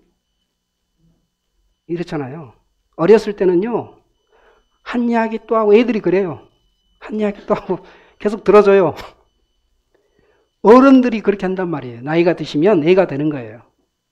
근데 했던 소리 또 한다고 막 구박하고 잔소리하고 이제 그만하라고 벌써 몇 번째 듣는다고 구박하잖아요. 그렇게 하지 말아주라는 거예요. 우리가 그렇게 참아왔지 않냐, 그렇게 해줬지 않냐. 훗날에 혹시 우리가 목욕하는 것을 싫어하면 우리를 너무 부끄럽게 하거나 나무라지는 말아다오. 수없이 핑계를 대면서 목욕을 하지 않으려고 도망치던 너의 옛 시절의 모습을 기억하고 있니? 네가 내게 얼마나 많은 것을 가르쳐 주었는지 아느냐? 상하지 않는 음식을 먹는 법, 옷을 어울리게 잘 입는 법, 너의 권리를 주장하는 방법. 혹시 우리가 새로 나온 기술을 모르고 점점 기억력이 약해진 우리가 무언가를 자주 잊어버리거나 말이 막혀 대화가 잘 안 될 때면 기억하는 데 필요한 시간을 좀 내어주지 않겠니? 그래도 혹시 우리가 기억을 못 해내더라도 너무 염려하지는 말아다오. 왜냐하면 그때 우리에게 가장 소중한 것은 너와의 대화가 아니라 우리가 너와 함께 있다는 것이고 우리의 말을 들어주는 네가 있다는 것이 중요하기 때문이란다. 같이 있어주는 것이 어른들한테는 필요한 것 같습니다. 근데 바쁘다고 안 찾아봬요. 전화도 별로 안 하고 뜸해요. 외롭게 혼자 계시는 거예요, 그냥. 방치하고 있는 거죠. 이렇게 잊어버리고 방치하고 부모의 마음을 헤아리지 못하는 거, 그게 악한 거예요. 그게 죄예요. 부모를 공경하지 않는 것이 그게 죄입니다. 사랑한다. 내 사랑하는 아들, 딸들아. 내가 어디에 있든지 무엇을 하든지 너를 사랑하고 너의 모든 것을 사랑한단다. 그런 말이 있더라고요. 내가 잘 되는 것을 진심으로 기뻐해 주시는 분은 부모님이시다. 물론 형제 자매들도 기뻐할 수 있는데 때로는 시기할 수도 있어요. 진짜로 진심으로 기뻐해 주시는 그런 분이 부모님입니다.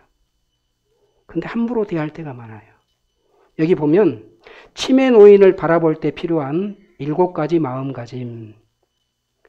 자, 이 기사를 쓴 분은 치매라고 하는 그런 단어보다는 머릿속 지우개라는 말이 어떨까요? 이렇게 이제 자기 의견을 냈는데, 자, 치매 노인을 바라볼 때 필요한 거. 치매 노인은 어린아이다. 어린아이를 대하는 방법으로 치매 노인을 대하는 아이디어를 찾는다. 치매에 질 수 없다는 강한 의지력이 필요하다. 인격적인 환경을 만들어라. 입장을 바꿔서 생각해라. 치매 노인을 감추지 말고 세상 속으로 보내라. 이상 행동에 과민 반응하지 말라. 노인들과 스트레스를 주고받지 말라. 좀 쉬워 보여요? 이렇게 이대로 하라고 하면 할 수 있겠습니까? 그러니까 짜증내는 거예요. 왜냐하면 제가 봤을 때는 솔직히 말씀드리면 야, 이건 이 정도 할 수 있다면 덕도한 사람일 것 같다. 못하는 거예요. 못하니까 조금 잘 해보려고 하다가 속에서 확 뭐가 치밀어 오르는 거예요. 화가 나는 거예요. 이 상황을 어떻게 좀 벗어나고 싶은 거예요, 그냥. 왜냐하면 우리가 공경할 수 없는 사람들이기 때문에. 우리가 죄인이기 때문에. 아이들을 우리 부모님들이 우리가 어렸을 때 우리를 챙겨주고 관심 쏟고 이렇게 했던 그런 걸 못한단 말이에요, 우리가. 부모님들한테. 잠언 30장 17절에 이런 말씀이 있어요. 아비를 조롱하며 엄히 순종하기를 싫어하는 자의 눈은, 그 다음 같이 읽겠습니다. 골짜기에 까마귀에게 쪼이고 독수리 새끼에게 먹히리라. 이야, 굉장히 강력한 저주죠. 아니, 조롱 좀 했다고, 순종하기를 싫어한다고 그 눈이 골짜기에 까마귀한테 쪼이고 독수리 새끼한테 먹히라고? 너무 심한 거 아닙니까? 이렇게 혹시 그렇게 생각되세요? 너무 심한 말 아닙니까, 그거? 이게 정상이라는 생각 안 해보셨어요? 부모님한테 그렇게 행하는 자는 저렇게 되는 것이 마땅하다고 혹시 생각 안 해보셨어요? 이게 과하다고 생각이 된다면 그게 무슨 말이냐면 아, 나는 상당히 심하게 부패됐구나, 내 마음이. 함부로 할 수 있다고 하는 생각이 내가 지금 꽉 차 있구나, 그렇게 생각하시면 돼요.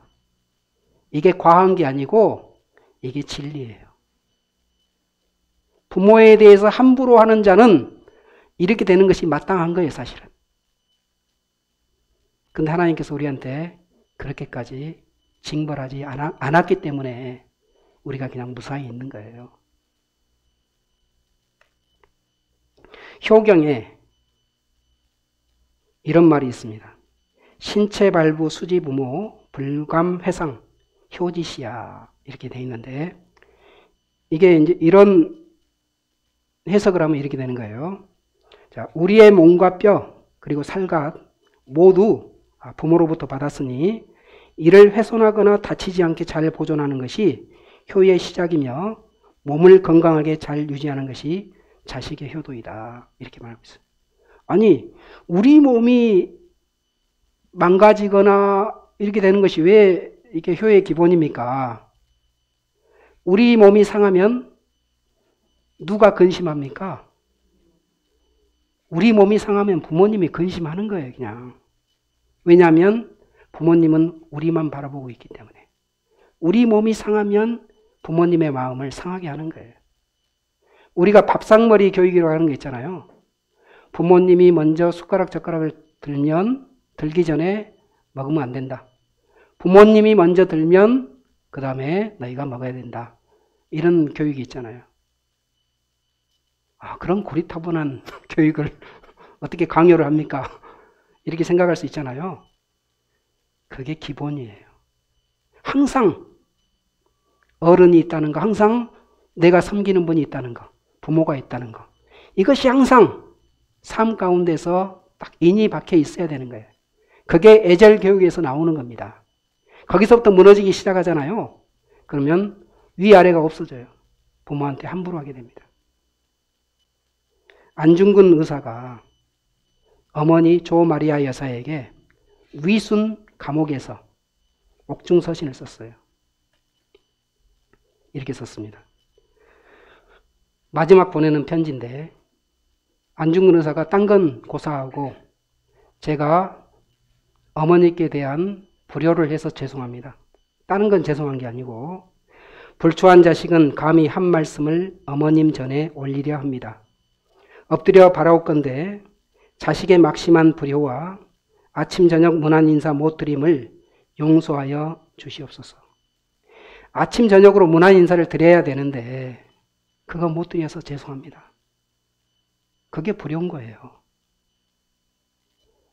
이 정도는 그냥 다반사인데? 라고 생각을 하고 아무렇지도 않게 지나가는 시대에 살고 있으니까 그냥 대수롭지 않은 거잖아요. 불효예요. 살아계시는데 생각을 안 하고 있는 거죠. 이 이슬과도 같은 허무한 세상에서 감정에 이기지 못하시고 이 불초자를 너무나 생각해 주시니 훗날 영혼의 천당에서 만나 배울 것을 바라오며 또 기도하옵니다. 이 현세 일이야말로 모두 주님의 명령에 달려 있으니 마음을 평안히 하옵기를 천만 번 바라올 뿐입니다.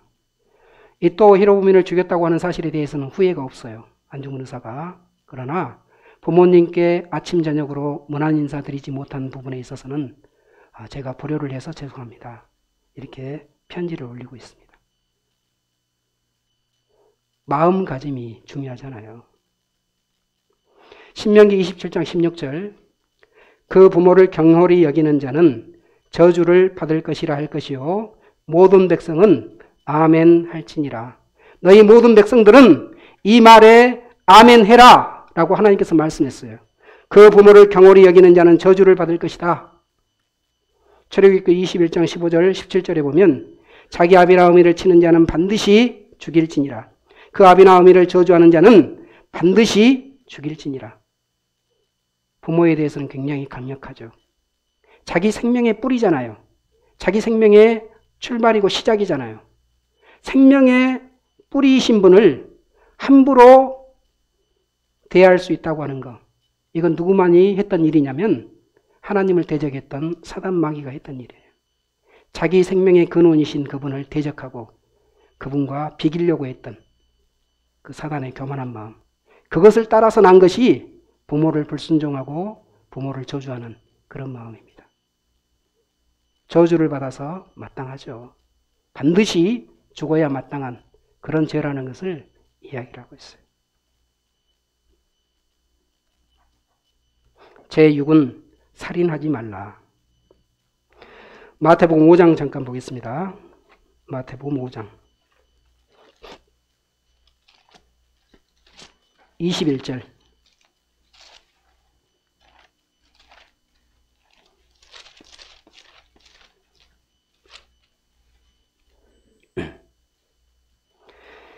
옛사람에게 말한 바 살인치 말라. 누구든지 살인하면 심판을 받게 되리라 하였다는 것을 너희가 들었으나 나는 너희에게 이르노니 형제에게 노하는 자마다 심판을 받게 되고 형제를 대하여 나가라 하는 자는 공회에 잡히게 되고 미련한 놈이라 하는 자는 지옥불에 들어가게 되리라.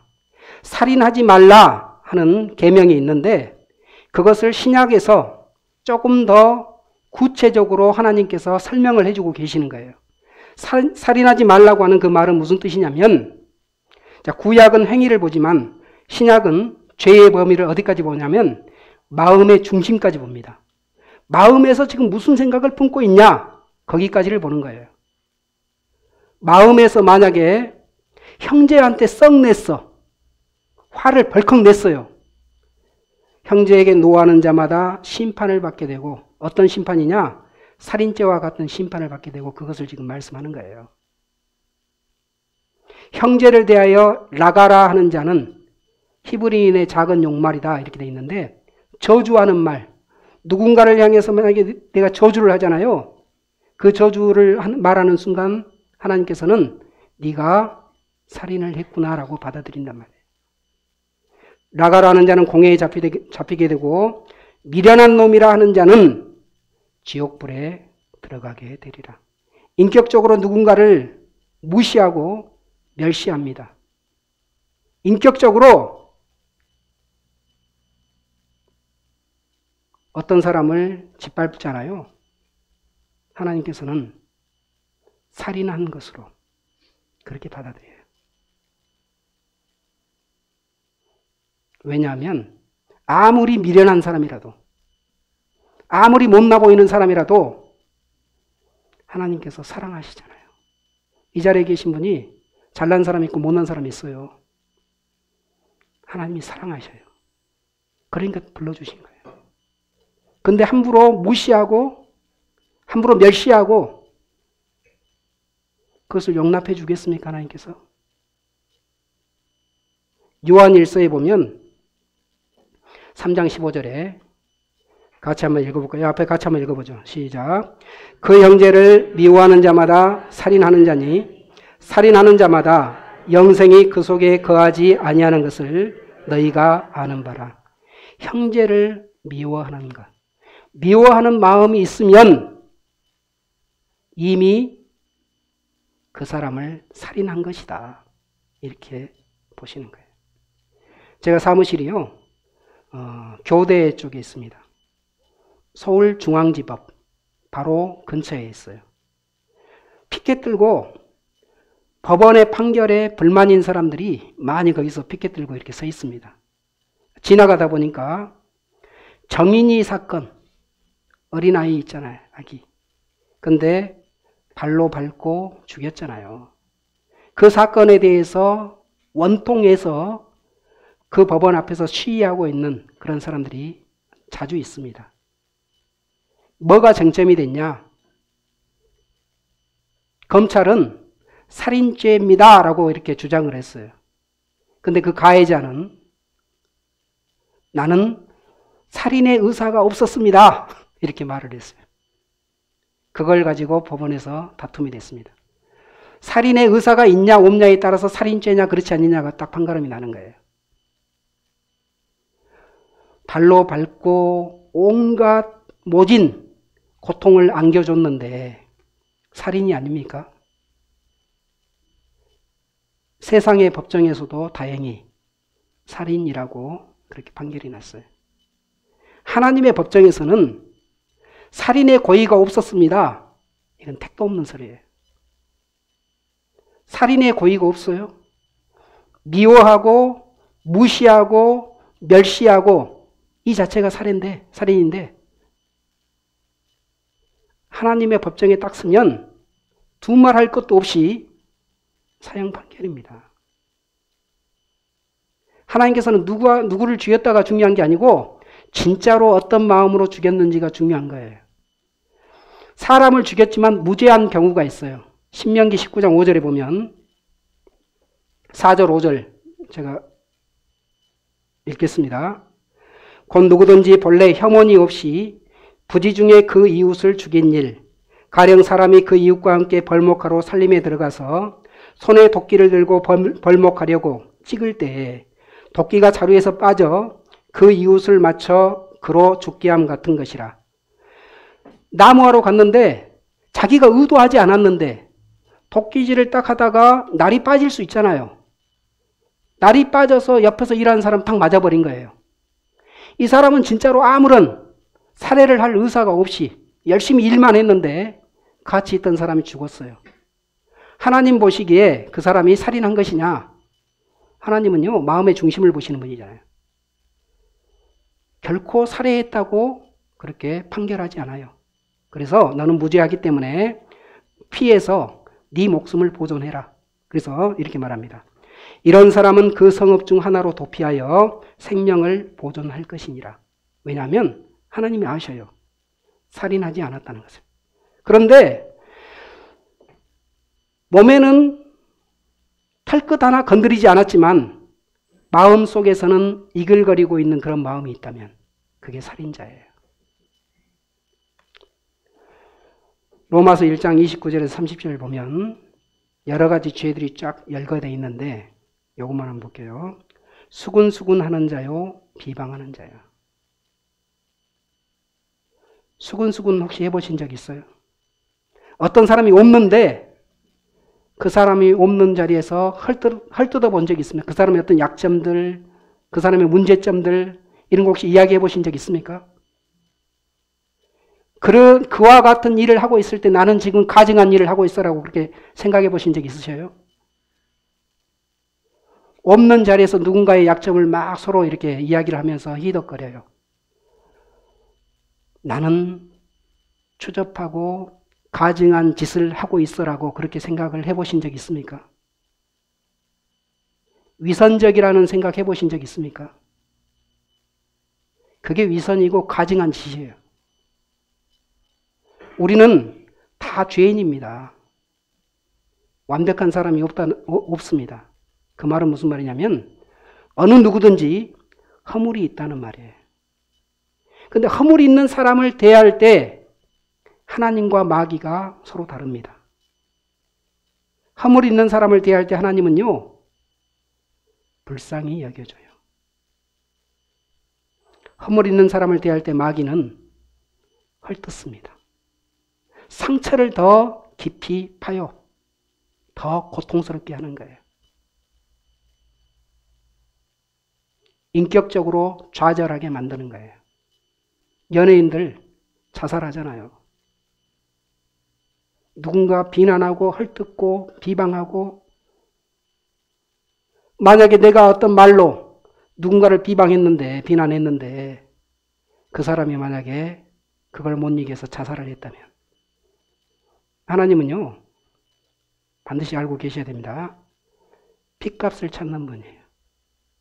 예수님께서 십자가에 못 박힐 때 이스라엘 백성들이 그 피를 우리와 우리 자손에게 돌릴지어다. 하나님께서 1900년간 돌리잖아요. 어마어마한 징벌로. 핏값을 찾아요. 누군가를 비방함으로써, 험담함으로써 그 사람이 무너질 때, 그 사람이 상처를 입을 때 하나님께서 모르시겠어요? 시편에 이런 말씀이 있습니다. 94편 9절 같이 한번 읽겠습니다. 귀를 지으신 자가 듣지 아니하시랴, 눈을 만드신 자가 보지 아니하시랴. 우리한테 귀를 만들어주시고 눈을 만들어주신 분, 이 눈과 귀가 무슨 기능을 하는지를 다 알고 계시는 분이 계셔요. 이런 걸 만들어주신 분이 못 듣겠어요? 못 보겠어요? 보신단 말이에요. 제7은 간음하지 말라. 마태복음 5장에는 간음에 대한 정의를 이렇게 하고 있습니다. 실제로 간음을 한 것만이 간음이 아니고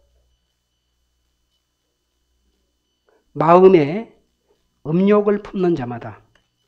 마태복음 5장 27절 28절 또 간음치 말라 하였다는 것을 너희가 들었으나 나는 너희에게 이르노니 여자를 보고 음욕을 품는 자마다 마음에 이미 간음하였느니라. 음욕을 품는 것. 길게 말 안 해도 알 수 있을 거예요. 간통죄가 지금은 위헌이에요. 형사법에서는 더 이상 죄가 아닙니다. 간통죄가. 이 간통죄의 역사는 굉장히 깊어요. 그래서 BC 1800년대에 있었던 함무라비 법전에서부터 간통죄에 대한 내용들이 쭉 들어가 있습니다. 근데 이 계속 간통죄가 형법으로 죄였는데 1900년대 들어서면서 전 세계적으로 간통죄는 더 이상 죄가 아닙니다 라고 하는 그런 흐름을 타기 시작했어요. 그리고 우리나라도 결국은 간통죄가 더 이상 죄가 아니다. 그렇게 결론을 내렸습니다. 이유가 뭐냐? 이유. 간통죄 조항은 선량한 성풍속 및 일부 일처제에 기초한 혼인제도를 보호하고 부부간 정조 의무를 지키게 하기 위한 것으로서 원래 간통죄는 이것을 위해서 제정이 됐지만 이게 어떤 게 더 가치가 큰지에 이제 문제가 되는 거예요. 노란색 부분에 보면 헌법상 보장되는 성적 자기결정권 및 사생활의 비밀과 자유를 제한하기 때문에 가정이 좀 무너지더라도 여기 있는 것처럼 부부간의 정조가 좀 무너지고 가정이 좀 무너지더라도 개인적인 자유를 추구하고 해주는 것이 더 맞다. 이게 간통죄가 더 이상 죄가 안 된 이유입니다. 이상하죠. 하나님의 법을 알고 양심이 살아있으면요, 너무나도 이상한 말이에요. 가정도 다 팽개치고, 모든 걸 다 팽개치고, 그냥 지 하고 싶은 대로 자기 마음대로 그렇게 살아도 좋다는 말이냐. 세상에서는 그렇게 살아도 좋답니다. 그러니까 심판받는 거예요. 이게 죄거든요.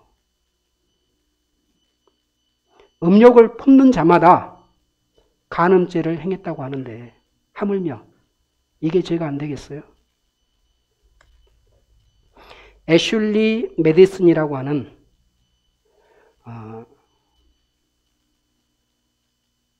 기혼자들을 상대로 성적인 문란을 조장하는 그런 이제 사이트인데 여기 보면 이렇게 광고를 하고 있어요. 인생은 짧습니다. 바람 피우세요. 네. 이런 걸 딱 올려놨는데 보는 사람도 그렇고 이걸 올린 사람도 그렇고 무덤덤해요. 무덤덤한 게 문제가 있는 거예요. 양심이 칼같이 작동 안 한다는 게 문제예요. 우리가 굉장히 많이 오염돼 있구나, 죄에. 이런 거에 대해서 전혀 민감함을 느끼지 못할 정도로 오염이 돼 있구나. 이와 같은 것을 부끄러워하지 않는 그런 시대를 지금 우리가 살고 있는 거예요. 몇 가지만 쭉 살펴봤습니다. 나는 의롭습니다. 나는 흠이 없습니다. 나는 깨끗합니다. 그런 사람 있습니까? 제가 봤을 때는 그런 사람이 있다면 그야말로 비정상이에요.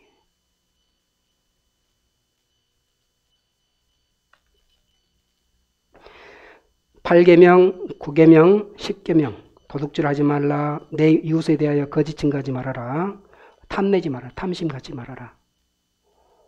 더 이상 볼 것도 없습니다. 로마서 1장 한번 다시 한번 보겠습니다. 1장 28절.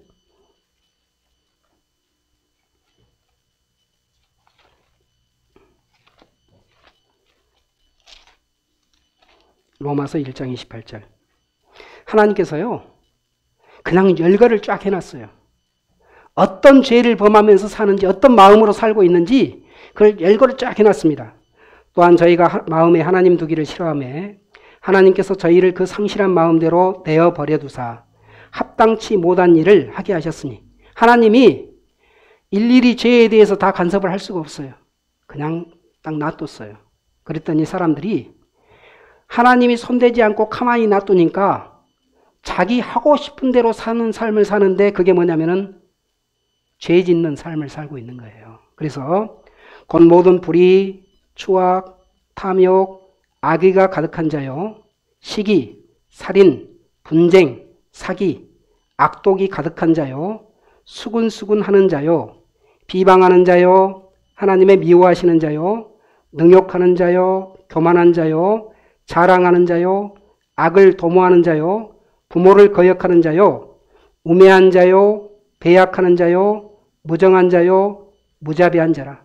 배약, 약속을 너무 쉽게 여겨요. 이렇게 합시다. 뭐 합시다. 근데 금세 잊어버려. 말에 대한 책임을 질 생각 자체가 아예 없습니다. 무정한 자, 무자비한 자. 긍휼히 여기질 않아요. 자기만 알아요. 이기적이죠. 이게 죄인의 모습이에요.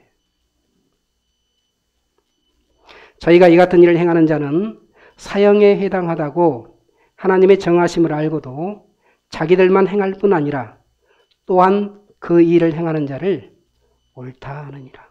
나만 죄를 짓나? 나만 이렇게 사나? 부끄러워하지를 않아요. 가증히 여기지를 않아요. 역겨워하지를 않아요. 죄에 대해서. 그냥 무방비 상태로 허용해줘요. 다 용납해줘요. 미워해야 되는데 죄를 미워하지를 않아요. 하나님의 자녀들은 특히 죄를 미워해야 됩니다. 근데 미워하지를 않아요. 그런 것들이 악한 거예요. 자, 율법을 주신 목적. 왜 율법을 줬습니까? 이렇게 오해하는 사람들이 있습니다. 하나님께서 율법 주신 목적은 우리가 바르게 잘 살게 하려고, 우리가 도덕적으로 올바르게 살게 하려고 율법을 줬다고 생각하는 사람들이 있어요. 성경에서는 어떻게 말씀하고 있냐? 로마서 3장 20절 보겠습니다.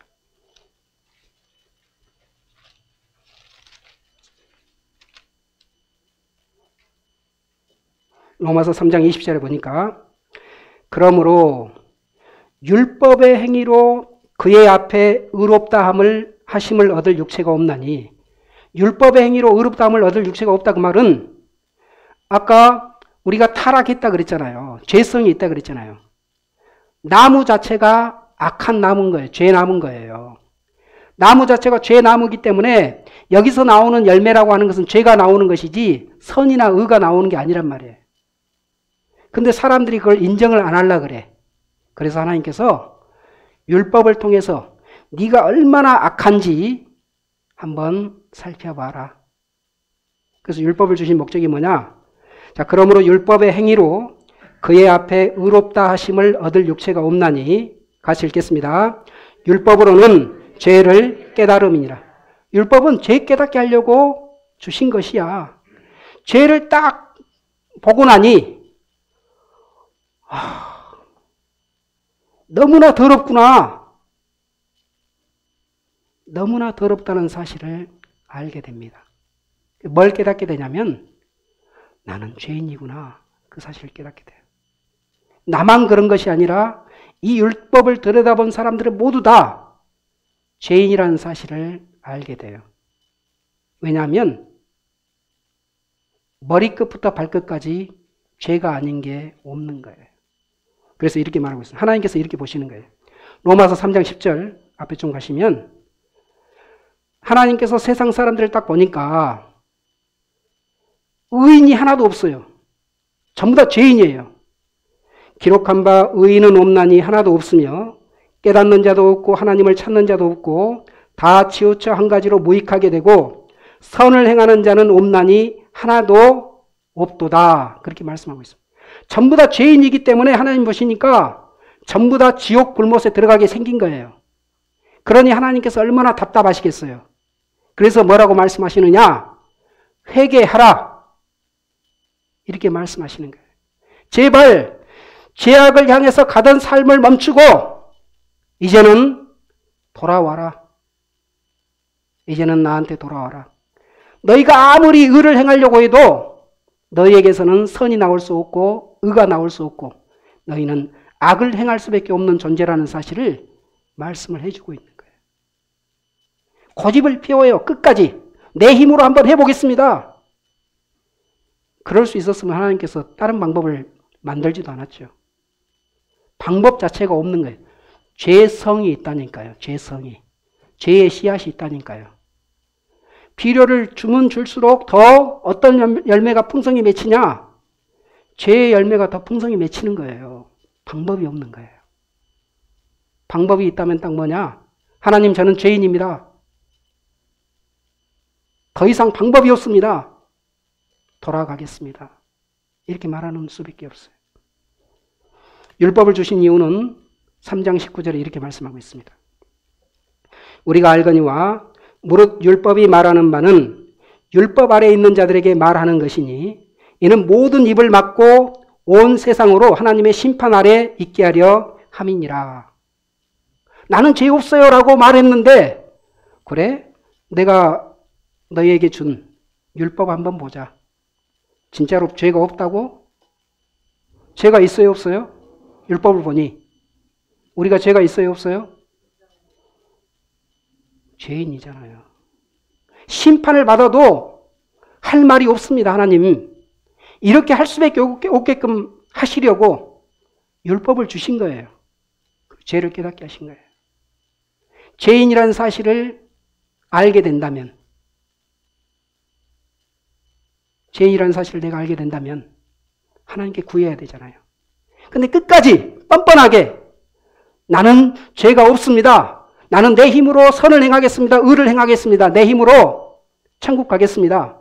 이런 사람들이 꼭 있어요. 예수님 때도 있었어요. 그 사람들이 바리새인과 서기관들이에요. 그들에게 이렇게 말합니다. 다 알고 계시잖아요. 예수님께서. 주께서 이르시되 너희 바리새인은 지금 장과 대접의 겉은 깨끗이 하나 너희 속인즉 탐욕과 압독이 가득하도다. 네가 지금 사람들 앞에서 거룩한 척, 의로운 척, 하나님을 섬기는 척 하고 있지. 대접의 겉은, 잔의 겉은 네가 반짝반짝 빛나도록 그렇게 잘 닦아놨지만 그 속은 뭐가 들었냐? 탐욕과 압독이 가득하도다. 겉모습은 빛났지만 그 속에서 찰랑거리고 있는 그 꾸정물은 탐욕과 압독이 가득 채워진 그런 모습이다라고 그렇게 꾸짖어요.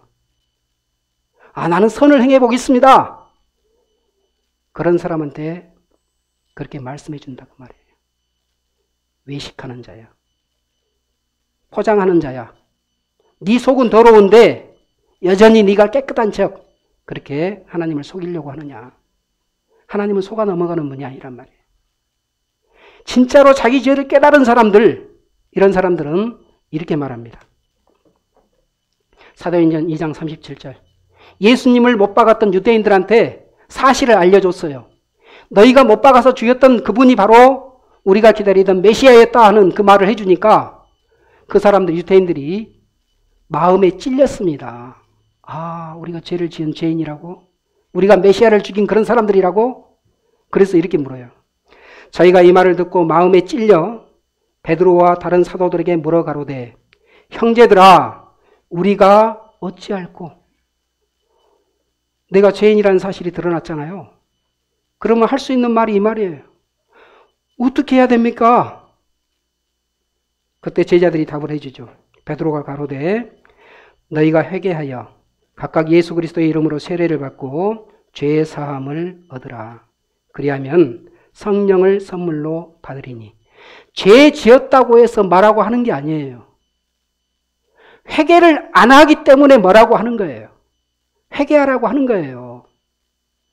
죄인이라는 사실을 다 알고 있어요. 모두가 다 죄인이라는 사실을 하나님이 알고 있어요. 중요한 것은 네가 죄인이냐 아니냐가 중요한 게 아니고 죄인인 네가 회개를 하느냐 안 하느냐 그게 문제란 말이에요.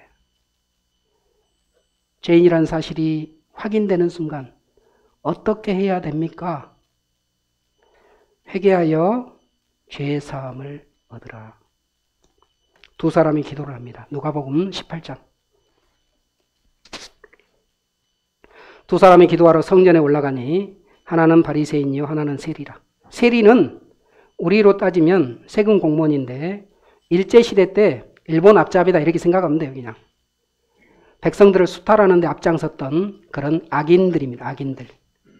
그 바리새인과 세리가 둘이 하나님께 기도하러 올라갔어요. 바리새인들은 종교인들이에요. 그래서 속에는 탐욕과 악독이 가득하지만 외식하면서 하나님을 섬기는 척했던 그런 거짓말쟁이들입니다. 요 바리새인과 세리가 딱 기도하러 갔는데 하나님이 못 알아보겠어요? 둘 다 죄인이라는 사실을. 근데 한 사람은 회개하는데 한 사람은 회개하지 않아요. 바리새인이 이렇게 기도합니다. 바리새인은 서서 따로 기도하여 가로되 하나님이여 나는 다른 사람들 곧 토색, 불의, 간음을 하는 자들과 같지 아니하고 자기 옆에서 기도하고 있는 이 세리와도 같지 아니함을 감사하나이다. 이렇게 기도를 했어요. 나는 1회에 2번씩 금식하고 또 소득의 11조를 드리나이다. 이렇게 기도를 합니다. 이 세리와 같지 않은 건 나 감사합니다. 이렇게 말을 했어요. 자기가 죄인이라는 사실을 하나님 앞에 정직하게 고백하지 않은 거예요. 그러면서 한 가지 죄를 더한 것은 옆에 있는 세리를 무시하는 죄까지 거기에 얹혔어요. 세리는 이렇게 기도합니다. 이 자리에서 내가 죄인입니다 라고 하는 사람은 이렇게 기도를 하는 것이 맞아요. 이렇게 구하게 돼 있어요. 진짜로 죄인이면. 세리는 멀리 서서 감히 눈을 들어 하늘을 우러러보지도 못하고 다만 가슴을 치며 가로되 하나님이여 불쌍히 여기옵소서 나는 죄인이로소이다 하였느니라. 차마 하늘을 못 봐요. 너무나 수치스럽고 부끄러워서. 근데 가슴은 답답해. 가슴을 칩니다. 가슴을 치면서 하나님이여 나를 불쌍히 여기옵소서. 나는 죄인입니다. 불쌍히 여겨주십시오. 죄가 있다고 해서 뭐라고 하는 게 아니라 그랬잖아요. 죄인인데 고쳐달라고 하지 않은 것이 문제라니까요. 근데 이 세리가 죄인이라는 사실을 고백하면서 불쌍히 여겨달라고 그렇게 구했습니다. 그래서 하나님께서 답을 줬어요. 내가 너희에게 이르노니 이 사람이 세리입니다. 저보다 저는 바리새인이에요. 세리가 바리새인보다 의롭다 하심을 받고 집에 내려갔느니라. 내일 우리 같은 죄인들이 어떻게 의롭게 됐는지 그 복음을 말씀을 드릴 겁니다. 이 세리처럼 기도했던 사람 가슴을 치면서 나는 죄인으로소이다. 나를 불쌍히 여겨주십시오라고 기도한 사람을 하나님께서 반드시 네가 의롭다 라고 하고 돌아갈 수 있도록 은혜를 베풀어 주실 줄 믿습니다. 네. 자, 회개하라 그랬잖아요. 아까 우리가 처음에 본문 말씀, 맨 처음에 읽었던 본문 말씀이 이거예요. 예수께서 대답하여 가라사대 건강한 자에게는 의원이 쓸데없고 병든 자에게라야 쓸데있나니 내가 의인을 부르러 온 것이 아니요. 그 다음 같이 읽겠습니다.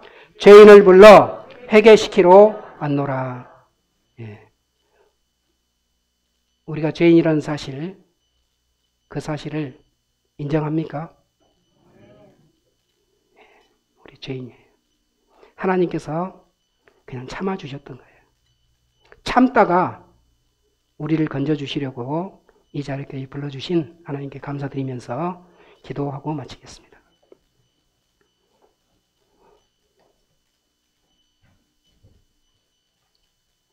은혜가 풍성하신 거룩하신 하나님 아버지, 이 시간을 통해서 먼지와 같은 우리가 하나님 앞에 어떻게 살아왔는지, 우리를 존귀히 여기고 우리에게 선을 행하시고 우리에게 모든 좋은 것들을 다 허락해 주신 우리 하나님을 우리가 어떻게 배반하고 하나님께 가증한 그런 삶을 살아왔는지 이 시간을 통해서 살펴보게 하신 것을 감사드립니다. 우리가 징벌받아 마땅하지만 하나님께서 길이 참아주시고 우리를 긍휼히 여겨주셔서 우리를 깨달을 수 있도록 이런 귀한 자리를 허락하여 주신 것을 감사드립니다. 주님, 우리는 다 죄인입니다. 그러나 주님께서 의인을 부르러 온 것이 아니요 죄인을 불러서 회개시켜 주시려고 우리를 구원하시려고 우리를 불러주신 것을 감사드리옵고 내일 복음이 전해지는 그 순간까지 주께서 지켜주시고 그 마음 가운데 함께 하셔서 낮은 마음으로 하나님을 바라볼 수 있도록 모든 은혜를 베풀어 주시기를 원하면서 거룩하신 우리 주 예수 그리스도 이름으로 기도드립니다. 아멘. 네, 수고했습니다.